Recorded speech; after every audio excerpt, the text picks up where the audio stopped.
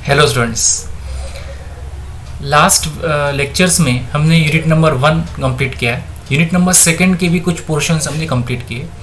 आज के लेक्चर में हम यूनिट नंबर 2 का जो नेक्स्ट टॉपिक है वो शुरू करेंगे और उस टॉपिक का जो नाम है that is features of Indian economy. Indian economy मतलब भारत की जो अर्थव्यवस्था है उसकी फीचर्स क्या हैं, उसमें क्या क्या जो मेन पॉइंट्स है वो आपको ध्यान में आते हैं। तो शुरुआत से ही जब से आप एजुकेशन ले रहे हैं तब से आपने कुछ पॉइंट्स आपके दिमाग में होगा कि भारत देश में क्या क्या चीज़ें हैं, जनसंख्या ज़्यादा है, गरीबी ज़्यादा है। तो उसी कॉन्टेक्स्ट में हमको आगे सीखना है कि एक्चुअल में इंडियन इकोनॉमी में अब आज के डेट में क्या फीचर्स हैं। तो वही हमको आज के लेक्चर में देखना है कि इंडियन इकोनॉमी के क्या फीचर्स हैं। सबसे पहले मिक्स्ड इकोनॉमी। अब भारत की जो अर्थव्यवस्था है, इकोनॉमी है, ये मिक्स्ड इकोनॉमी है। अब मिक्स्ड इकोनॉमी समझने के लिए आपको जो इकोनॉमी के जो अलग अलग पैटर्न होते हैं वो समझ लेते हैं। 3 प्रकार के इकोनॉमी होती है, एक कैपिटलिस्टिक इकोनॉमी, सोशलिस्टिक इकोनॉमी और थर्ड होती है मिक्स्ड इकोनॉमी। अब सबसे पहले कैपिटलिस्टिक इकोनॉमी मतलब जिसको हम बोलते हैं पूंजीवाद। पूंजीवादी व्यवस्था का मतलब है कि जहाँ पर ज़्यादा से ज़्यादा प्राइवेट सेक्टर्स को इम्पोर्टेंस दिया जाता है और बिजनेस जो है ये प्राइवेट सेक्टर्स ज़्यादा उस देश में ओन करते हैं और कंट्रोलिंग जो है प्राइवेट सेक्टर की तरफ बिजनेस के संदर्भ में रहता है। उस प्रकार की जो व्यवस्था होती है उसको कहते हैं कैपिटलिस्टिक पैटर्न या कैपिटलिस्टिक इकोनॉमी। जैसे फॉर एग्जांपल यूएस हो गया या यूरोपीय कंट्री हो गया या बहुत सारे पूरे वर्ल्ड में आज कैपिटलिस्टिक इकोनॉमी ही ज़्यादा है, जहाँ पर प्राइवेट सेक्टर जो है ये पूरे देश के बिजनेस में लीड करता है और ज़्यादा प्राइवेट सेक्टर के हाथ में ही बिजनेस होता है, कंट्रोलिंग उनके हाथ में होता है। तो उस प्रकार की अगर व्यवस्था होगी तो उसको बोलते हैं कैपिटलिस्टिक इकोनॉमी। दूसरा है सोशलिस्टिक इकोनॉमी या सोशलिस्टिक पैटर्न। तो सोशलिस्टिक इकोनॉमी में क्या होता है कि जो बिजनेस है वो बिजनेस या प्रोडक्शन जो एक्टिविटी जो भी होती है उस देश में वो पूरा का पूरा कंट्रोलिंग गवर्नमेंट के हाथ में होता है। अब कैपिटलिस्टिक में कैसा होता है कि प्राइवेट सेक्टर के हाथ में कंट्रोलिंग ज़्यादा होता है और सोशलिस्टिक में कैसा होता है कि गवर्नमेंट के हाथ में प्रोडक्शन या जितने भी बिजनेसेस हैं वो गवर्नमेंट के कंट्रोल में होता है। तो ये दोनों एक्सट्रीम है कि यहाँ पर प्राइवेट सेक्टर कैपिटलिस्टिक में क्या होता है कि प्राइवेट सेक्टर को इम्पोर्टेंस ज़्यादा है, प्राइवेट सेक्टर का लीडिंग रोल रहता है, जबकि सोशलिस्टिक पैटर्न में जो गवर्नमेंट जो अंडरटेकिंग है, जो गवर्नमेंट है उसका रोल बहुत महत्व का होता है और पूरा जो अंडरटेकिंग होता है बिजनेस के संदर्भ में वो गवर्नमेंट के कंट्रोल में होता है। तो उस प्रकार की व्यवस्था को बोलते हैं सोशलिस्टिक पैटर्न। जैसे पहले के दिनों में चाइना वगैरह था, लेकिन अभी भी वहाँ पर अब धीरे धीरे कैपिटलिस्टिक पैटर्न आ रहा है, लेकिन सोशलिस्टिक पैटर्न पूरे वर्ल्ड में अभी धीरे धीरे कम होते गया है। बहुत ही कम देशों में अभी सोशलिस्टिक पैटर्न है या नहीं के बराबर है। अभी पूरे वर्ल्ड में कैपिटलिस्टिक पैटर्न ही कैपिटलिस्टिक प्रकार की ही जो अरेंजमेंट्स है वो होती है। और तीसरा एक प्रकार होता है मिक्स्ड इकोनॉमी। मिक्स्ड इकोनॉमी में कैसा कि जहाँ पर प्राइवेट सेक्टर और पब्लिक सेक्टर दोनों ही उस देश में होते हैं। जैसे फॉर एग्जांपल इंडिया में मिक्स्ड इकोनॉमी है। मिक्स्ड इकोनॉमी है मतलब यहाँ पर प्राइवेट सेक्टर भी है और पब्लिक सेक्टर मतलब गवर्नमेंट जहाँ पर ओनर है उस प्रकार की भी यहाँ पर बिजनेसेस या प्रोडक्शन एक्टिविटी होती है। जैसे फॉर एग्जांपल इंडिया में बहुत बड़े बड़े एम्पायर्स है प्राइवेट सेक्टर में। आप रिलायंस ले लीजिए, टाटा, ऐसे बहुत सारी जो कंपनियां हैं उन सबको हम प्राइवेट सेक्टर कहते हैं और ऐसे अनगिनत आपको प्राइवेट सेक्टर आपको मिलेंगे। लेकिन साथ में आपको सोशलिस्टिक पैटर्न मतलब जहाँ पर गवर्नमेंट का कंट्रोल है ऐसे भी आपको अंडरटेकिंग मिलेंगे। जैसे फॉर एग्जांपल रेलवे है, न्यूक्लियर के इसमें रहते हैं या गवर्नमेंट के जो अलग अलग डिपार्टमेंट्स होते हैं तो वो प्योरली वो गवर्नमेंट के कंट्रोल में है। तो आपको ब्लेंड मिलेगा जहाँ पर प्राइवेट सेक्टर भी है और पब्लिक सेक्टर भी है। तो इस प्रकार की व्यवस्था इंडिया में है। तो इंडियन इकोनॉमी की पहला जो एक इम्पॉर्टेंट फीचर है कि यहाँ पर मिक्स्ड इकोनॉमी है। मिक्स्ड इकोनॉमी है मतलब यहाँ पर प्राइवेट सेक्टर भी आपको मिलेंगे और पब्लिक सेक्टर भी मिलेंगे। मतलब कैपिटलिस्टिक पैटर्न भी है थोड़ा सा और थोड़ा सा उसमें मतलब कैपिटल सोशलिस्टिक पैटर्न भी है। आपको दोनों का मिक्सचर यहाँ पर मिलेगा। तो भारत में मिक्स्ड इकोनॉमी है, प्राइवेट सेक्टर और पब्लिक सेक्टर दोनों ही आपको मिलेंगे। तो ये पहला फीचर होगा कि मिक्स्ड इकोनॉमी है। दूसरा फीचर है इंडियन इकोनॉमी के बारे में ओवर पॉपुलेशन। जो इंडिया की जो पॉपुलेशन है ये आवश्यकता से बहुत ज़्यादा है और ये तो आप आप लोगों ने पहले ही बहुत सारे न्यूज़पेपर में या टेलीविज़न में देखा होगा कि भारत की जो पॉपुलेशन है, जनसंख्या है, वो बहुत ज़्यादा है। 2011 में जो सेंसस हुआ था, जनगणना, उसके अनुसार भारत की जो जनसंख्या है 2011 में वो थी 121 करोड़। अब ये 9-10 सालों में और वो बढ़ गई होगी, कम से कम 128 करोड़ के ऊपर पॉपुलेशन है इंडिया की।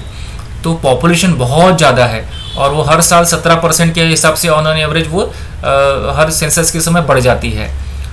अगर फीचर में देखा तो सेकंड मोस्ट पॉपुलेटेड कंट्री पूरी दुनिया में, पूरी विश्व में सबसे ज़्यादा पॉपुलेशन के कंट्री की अगर लिस्ट बनाए तो उसमें इंडिया जो है नंबर 2 पे है, नंबर 1 पे चाइना है। अगर एरिया के हिसाब से आप देखोगे, मतलब लैंड की जो ज़मीन की जो एरिया है वो पूरे वर्ल्ड के कंपैरिजन में केवल इंडिया की ज़मीन जो है केवल 2.4% है, लेकिन पॉपुलेशन अगर आप देखोगे तो ऑलमोस्ट 17% पूरे वर्ल्ड की है। तो इससे आप इमेजिन कर सकते हैं कि इंडिया की पॉपुलेशन की डेंसिटी और टोटल जो जनसंख्या है वो कितनी ज़्यादा है। एक ज़मीन पूरे वर्ल्ड की केवल मुश्किल से 2.5% भी नहीं है, और जनसंख्या आप देखोगे तो पूरे वर्ल्ड की 17%, मतलब हर अगर 100 लोग पूरे विश्व की जनसंख्या है तो उसमें 17 इंडियन ही है, ऐसा आप उसका मतलब निकाल सकते हैं। तो कहने का मतलब कि पॉपुलेशन जो है ये बहुत ज़्यादा है, और जितनी भी इंडिया में प्रॉब्लम्स होते हैं उसका जो रूट कॉज है वो ओवर पॉपुलेशन ही है, क्योंकि 121 करोड़ और ज़मीन का टुकड़ा केवल 2.4% ऑफ द वर्ल्ड, मतलब वर्ल्ड में जितनी भी ज़मीन है उसका केवल 2.4% ज़मीन का जो लैंड का एरिया है वो इंडिया के पास है, और पॉपुलेशन 121 करोड़ से ज़्यादा है, मतलब वो 2011 के सेंसस के हिसाब से फिगर से है। तो आप इमेजिन कर सकते हैं कि इतनी पॉपुलेशन ज़्यादा है, ज़मीन कम है, तो डेंसिटी, घनत्व कितना ज़्यादा होगा पॉपुलेशन का। तो ये सबसे एक इम्पॉर्टेंट फीचर है कि पॉपुलेशन जो है बहुत ज़्यादा है। लेस लिटरेसी, यहाँ पर जो साक्षरता का जो एक रेट है वो बहुत कम है। फिर भी लास्ट सेंसस में वो 74% हुआ था टोटल, उसमें से भी मेल का ज़्यादा है 82%, फीमेल का थोड़ा सा कम है 65% के अराउंड है, 2011 के सेंसस की फिगर से। अर्बन एरिया मतलब शहरी भागों में जो साक्षरता है वो थोड़ा सा ज़्यादा है रूरल इलाकों के कंपैरिजन में। तो लिटरेसी का जो रेट है ये रेट बहुत कम है, 100 में से 74 टोटल लोग केवल साक्षर है, पढ़ना लिखना जिनको आता है, मतलब ही अभी 100 में से 24 लोग 25 लोग अभी भी निरक्षर हैं। तो जब आप 100 में से 25 बोल रहे हो तो जब आप उसको मल्टीप्लाई करोगे पॉपुलेशन के संदर्भ में तो वो आंकड़ा बहुत बड़ा आता है। तो इलिटरेसी अभी भी अपने देश में बहुत ज़्यादा है क्योंकि पॉपुलेशन ज़्यादा है, ठीक है। पॉपुलेशन ज़्यादा होने की वजह से हम इतनी स्कूल कॉलेज से इतनी व्यवस्था नहीं कोई गवर्नमेंट कर सकती, तो इसकी वजह से जो लिटरेसी का जो रेट है वो भी इंडिया में कम है। Then majority population dependent on agriculture, Bharat की जो जनसंख्या है वो उसका अगर आप कौन सा वो बिजनेस करते हैं या कौन सा ऑक्यूपेशन में, उसके हिसाब से अगर आप उसको कंपेयर करोगे तो अभी भी इंडिया में more than 52% of the people are dependent on agriculture. Agriculture या एग्रीकल्चर पे डिपेंडेंट जितने भी बिजनेसेस हैं उस पर 52% जो आबादी है वो डिपेंड है, मतलब डोमिनेंट जो ऑक्यूपेशन है इंडिया में वो कौन सा है, एग्रीकल्चर। और उसके बाद में इंडस्ट्रीज में 22% है और अराउंड 26% ये सर्विस सेक्टर में लोग काम करते हैं। मतलब 100 लोगों का अगर कंपेयर करो तो 100 में से 50% से ज़्यादा लोग ये एग्रीकल्चर पे डायरेक्टली या इनडायरेक्टली डिपेंड है। उसके बाद में इंडस्ट्रीज पे 22% और 26% सर्विस सेक्टर में उनको ऑक्यूपेशन है। तो ऑक्यूपेशन वाइज अगर देखेंगे तो मेजॉरिटी जो लोग हैं वो पॉपुलेशन जो है वो पॉपुलेशन एग्रीकल्चर पर ही डायरेक्टली या इनडायरेक्टली डिपेंड करते हैं। तो ऑक्यूपेशन पैटर्न में एग्रीकल्चर का जो रोल है वो काफ़ी डोमिनेटिंग है।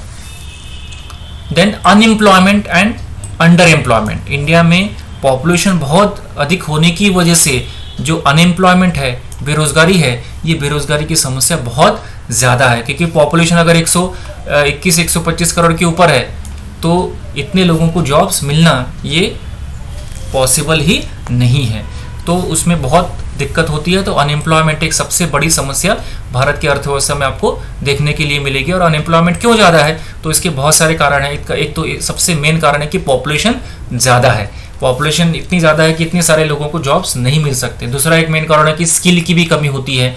तीसरा एक मेन कारण होता है कि उतनी अपॉर्चुनिटी नहीं मिल पाती एजुकेशन के अभाव में। तो बहुत सारे उसके मल्टीपल कारण है, लेकिन जो मेन कारण है कि पॉपुलेशन बहुत ज़्यादा है, उसकी वजह से जो अनएम्प्लॉयमेंट है, बेरोजगारी है, बहुत ज़्यादा है।